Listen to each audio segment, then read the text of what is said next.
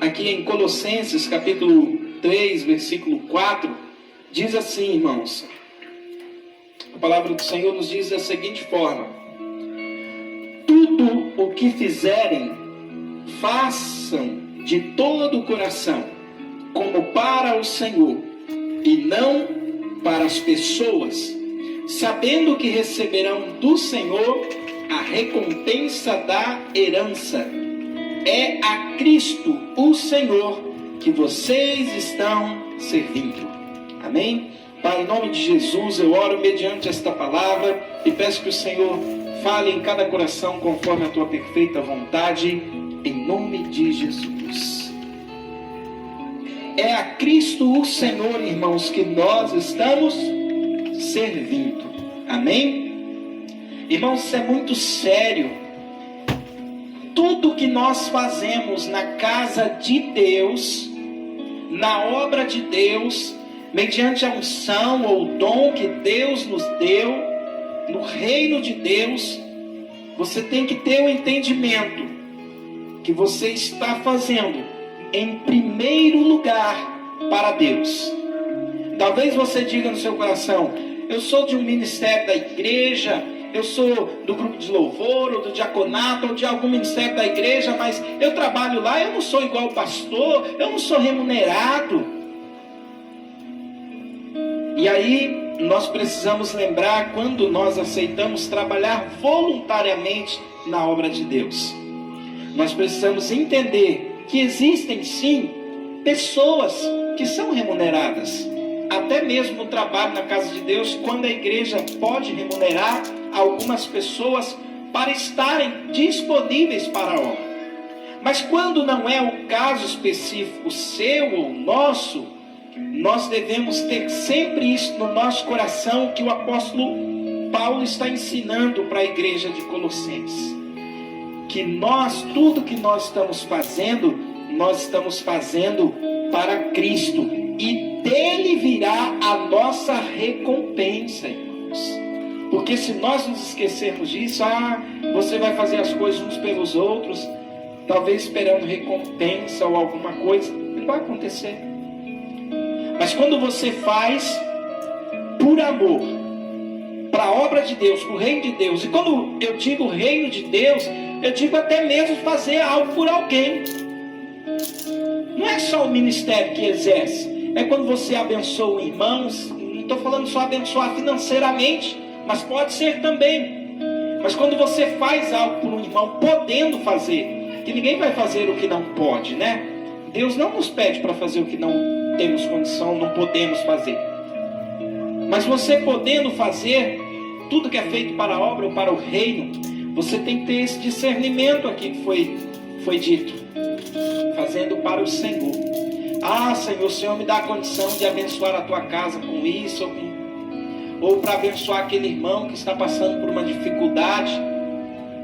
Quando você faz de todo o coração, irmãos, a Bíblia diz que Deus está vendo isso. Quando você voltar aqui no versículo 18 do capítulo 3, nós vamos ver que vai estar falando de deveres domésticos, sobre o marido, a esposa, os filhos. E aí no versículo 22 vai falar sobre os servos serem obedientes aos seus senhores, não servindo, no versículo 22, quando estão sendo vigiados, quando está sendo visto, visando somente agradar pessoas, mas com sinceridade de coração, temendo a Deus. Você já viu aquela pessoa, seja lá no trabalho, na indústria, na empresa, em algum lugar, que só faz as coisas quando alguém está vendo? E não pode ser assim, irmãos. A pessoa está lá na empresa, aí ele vê um lixo caído no chão, se o gerente está ali perto, ele pega. Se não tiver, eu não sou o faxineiro da empresa, né? Então a pessoa faz algo para ser visto. E esquece, irmãos, que nós aqui, como eu disse, não podemos fazer as coisas só quando estamos sendo vigiados. A nossa vida com Deus tem que ser assim.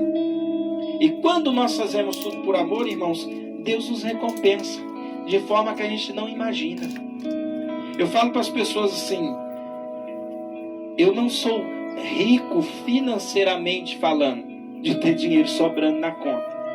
Graças a Deus, o Senhor nos dá graça para viver mês a mês. O Senhor sempre me abençoou e nunca nada nos faltou. Mas algo, irmãos, que eu vejo no ministério, mesmo sendo uma igreja, vamos supor, pequena, uma igreja com menos de 100 membros, Deus, nesses 14 anos que a igreja vai completar de ministério e de ministério pastoral, eu tenho 20 anos, este ano eu completo, servindo ao Senhor, 20 anos que eu abri mão de muitas coisas para me dedicar à obra de Deus. Como diz, 20 anos você abrindo mão de muitas coisas para se dedicar à obra de Deus, não é 20 dias. E 14 anos como pastor, não é 14 dias. A gente vê muitas coisas, a gente aprende muitas coisas. Muitas pessoas se levantam contra nós, mas também ganhamos amigos onde não pensaríamos ter, né? Talvez você fale assim, bom, eu tenho os meus amigos ali. Às vezes a gente brinca aqui, né? Tendo tido a oportunidade de estar em lugares que jamais pensaria que com minha força eu estaria. Quando o Senhor abriu a porta para eu pregar a palavra na África, eu não pensei que daquela situação de um dia para o outro eu ia pregar a palavra lá. Agora à tarde eu recebi um convite de um pastor que todos os anos faz um congresso sobre missões na África. E traz um pastor de lá da África, traz o pastor Eliel. E ele sempre nos convida para estar lá, e a edição tinha ficado parada por 3 anos, e ele veio fazer o convite novamente. Sempre a gente participa lá, o louvando, estando presente. E aí, irmãos, a gente vai conhecendo pessoas quando estive lá. E hoje, eu tenho o privilégio de poder compreender que Deus já me deu a graça de, às vezes, abençoar pessoas em Moçambique, na África do Sul, de conhecer pessoas, de receber telefonema de pastores da Angola, que eu jamais pensaria estar juntos. E a vida da gente se estende quando você faz algo por alguém. Semana passada, essa semana que passou, melhor dizendo, eu recebi um telefonema, eu estava aqui e eu recebi um telefonema, não é comum, né, pra gente receber um telefonema lá dos Estados Unidos. E a pessoa falou, pastor, passa minha conta que eu quero fazer uma oferta para a igreja. A pessoa assiste lá pela live. E aí, conversando com essa pessoa, que está lá há mais ou menos quase 2 anos, né? Essa pessoa, há 3 anos atrás, ela congregou aqui na igreja por 1 ano, quase 1 ano e meio. Essa pessoa, quando morava aqui, muitas pessoas ignoravam, porque ele era um haitiano. E ele chegou para mim e falou, pastor, eu vim do meu país como refugiado, dormiu 5 dias no chão, quando chegou no Brasil, sozinho, para depois trazer a esposa dele. Ele não tinha ninguém. E ele veio para cá numa situação difícil. E a igreja, no que pôde, ajudou, e nós fomos atrás, e ele morou pouco tempo numa casinha aqui embaixo, uma casa de meio terreno, morava 4 famílias. E a gente foi lá e ajudávamos com o que podíamos, com cesta básica e ajuda, e ele conseguiu emprego e fazia serviço de pintura, mas ele não tinha conhecidos. E ele encontrou em mim um amigo, um pastor, um pai. E aí ele trouxe a esposa dele para cá. A esposa dele veio, não sabiam falar direito o português, a língua lá é o francês, que é a colônia. Depois foi aprender o português. Quando o filho dele nasceu, ele me ligava às vezes de madrugada, 2 horas da manhã. E quando o filho dele nasceu, não tinha ninguém por ele, eu fui junto com ele registrar o filho no cartório, porque ele não sabia escrever ali o nome do filho em português. E ele falava para mim, para eu soletrar. Ele teve um menino, uma menina aqui, e uma pequena deficiência a criança tinha, e nós orávamos, e eu acompanhei mais de 6 meses lá no Princesa Vitória, porque ele ia com a esposa e eles não tinham dificuldade para lidar, para conversar ali com a doutora e tudo. A pastora ainda lembrou que a menininha dele, a segunda menininha que nasceu, nós fomos lá na casa dele, junto com a afinada diaconisa Cristina, e a pastora foi ali, lavamos as roupas e as coisas ajudando. Mas eles tinham uma situação difícil, ele conversava comigo, muito difícil, às vezes a esposa chorava, e a gente estava ali, e eu lembro que ele sempre chegava assim: pastor, envio do meu coração, né? O irmão conhece. E assim, irmãos, a gente não tinha muito, mas nunca deixamos de estar junto. E de repente ele falou: pastor, eu vou embora. E ia para o sul, para um lugar lá para o sul. De lá, enfim, como refugiado, ele entrou nos Estados Unidos. Só que os Estados Unidos acolhe o pessoal que é do Haiti. E graças a Deus, ele está lá há mais de um ano.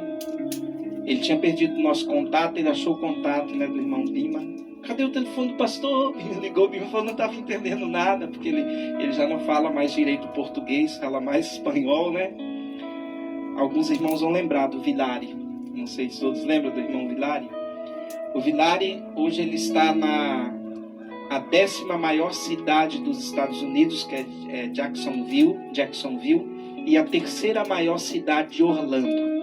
Ele está trabalhando no ramo de construção de madeiramento. A esposa dele está trabalhando.